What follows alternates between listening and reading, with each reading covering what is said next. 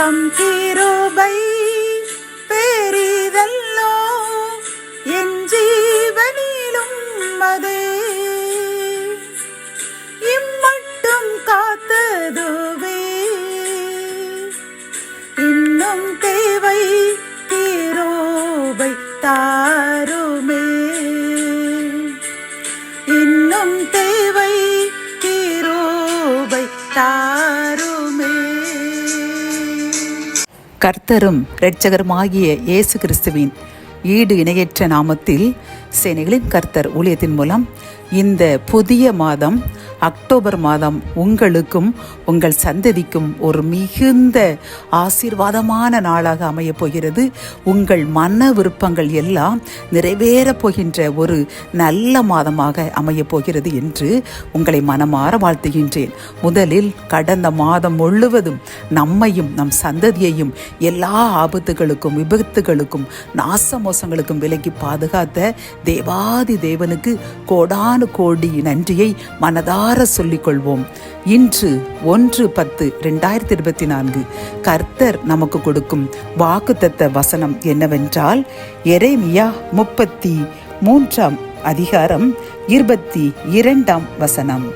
வானத்து நட்சத்திரங்கள் எண்ணப்படாததும் கடற்கரை மணல் அளக்கப்படாததுமாயிருக்கிறது போல நான் என் தாசனாகிய தாவீதின் சந்ததியையும் எனக்கு ஊழியம் செய்கிற லேவியரையும் வர்த்திக்க பண்ணுவேன் என்று கர்த்தர் சொல்கிறார். கத்தோலிக்க வேதாகமம் இவ்வாறு கூறுகின்றது.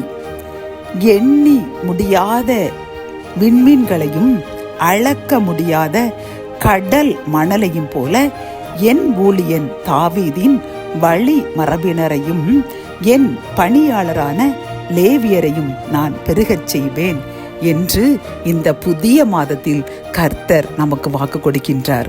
பிரியமானவர்களை, ஒவ்வொரு மாதமும் கர்த்தர் ஒவ்வொரு வாக்குத்தத்தத்தை தந்து நம்மை தேற்றுகின்றார். இந்த மாதமும் அவர் நமக்கு கொடுக்கின்ற வாக்குத்தத்தம் மிகவும் அருமையானவை. அவர் நம்மை நட்சத்திரங்களைப் போல பெருக பண்ண போகின்றாராம். கடற்கரை மணல் எண்ண முடியாமல் இருப்பது போன்று நம்மையும் நம் சந்ததியையும் வர்த்திக்க பண்ண போகிறேன் என்று வாக்கு கொடுக்கின்றார். வாக்கு மாறாத கர்த்தர் கண்டிப்பாக நம்முடைய வாக்கு தத்தத்தை, அவர் நமக்கு கொடுத்த வாக்கு தத்தத்தை கண்டிப்பாக அவர் நிறைவேற்றியே தீர்வார். அவர் கூறுகின்றார், பொய் சொல்ல நான் மனிதன் அல்ல, மனமாற நான் மாந்தர் அல்ல என்று கூறுகின்றார். அவர் நம்மை போன்று நாம் சில பேருக்கு ஒரு பாசத்தின் மீதியாக வாக்கு கொடுத்து விடுவோம். ஆனால் சில சூழ்நிலைகளின் காரணமாக அந்த வாக்கு தத்தத்தை நம்மால் நிறைவேற்ற முடியாது. இது மனித சுபாவம். ஆனால் கர்த்தர் அப்படியல்ல. அவர் நமக்கு ஒரு வாக்குத்தத்தம் கூறினால் அது கூறினபடிதான். அவர் அதிலிருந்து மாறவே மாட்டார். ஆகவே பிரியமானவர்களை, அவர் நமக்கு கொடுத்த இந்த மாத வாக்குத்தத்தத்தை நம் அனுதினமும் கூறி கூறி ஜெபிப்போம். கர்த்தர் இதை நிறைவேற்றுவார். இதில் அவர் 2 கட்டளைகளை நமக்கு கூறுகின்றார். என்னவென்றால், நான் என் தாசனாகிய தாவீதின் சந்ததியையும் எனக்கு ஊழியம் செய்கிற லேவியரையும் வர்த்திக்க பண்ணுவேன் என்று கூறுகின்றார். தாசனாகிய தாவீதின் சந்ததி என்றால் என்ன?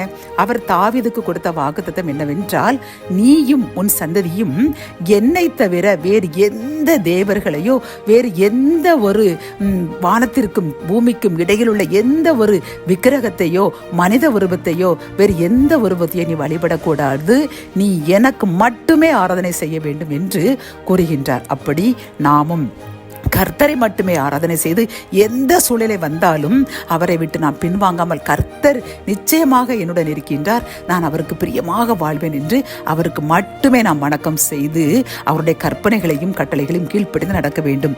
2வதாக, எனக்கு ஊழியம் செய்கிற லேவியர். அப்படி என்றால் கர்த்தருக்கு என்று நாம் அனுதினமும் ஏதாவது ஒரு ஊழியம் செய்ய வேண்டும். அவர் பரலோகத்திற்கு எடுத்து செல்லும் பொழுது அவர் என்ன கூறினார் தெரியுமா? சகல சிருஷ்டிக்கும் உலகம் எங்கும் சென்று நீங்கள் சாட்சி கூறுங்கள், சாட்சி பகருங்கள் என்று கூறினார். அப்படி என்றால் நாம் உலகத்தில் வாழ்கின்ற இந்த நாட்களில் கண்டிப்பாக நம்முடைய வாழ்க்கையின், நம்முடைய நடைமுறைகள் மூலமாக ஒருவருக்கு சாட்சியாக வாழ வேண்டும்.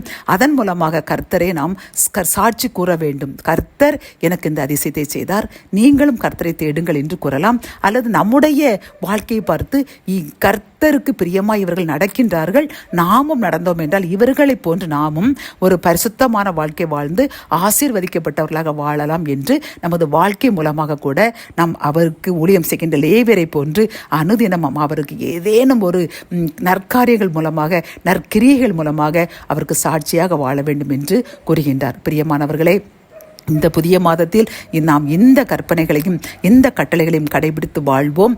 கர்த்தர் நிச்சயமாக அவர் வாக்குத்தத்தத்தை நிறைவேற்றி நம்மையும் நம் சந்ததியையும் வானத்து நட்சத்திரங்களைப் போலவும் கடற்கரை மணலைப் போலவும் அவர் வர்த்திக்க செய்து ஆசீர்வதிப்பார். ஜெபம். என் அன்பு தகப்பனே, இந்த புதிய மாத வாக்குத்தத்தத்திற்காக உமக்கு நன்றி செலுத்துகின்றோம். அப்பா, நீங்கள் கூறின அந்த கட்டளையின்படி உம்மை மட்டுமே வணங்குவோம், உமக்கு சாட்சியாக ஊழியம் செய்வோம், சாட்சியாக வாழ்வோம் என்று நாங்கள் பொருத்தனை செய்கின்றோம். எங்கள் பொருத்தனையை ஏற்றுக்கொள்ளுங்க, உமது வாக்குத்தத்தை நிறைவேற்றுங்க. மீட்பர் இயேசுவின் மூலம் ஜெபம் கேளும் நல்ல தகப்பனே, ஆமேன்.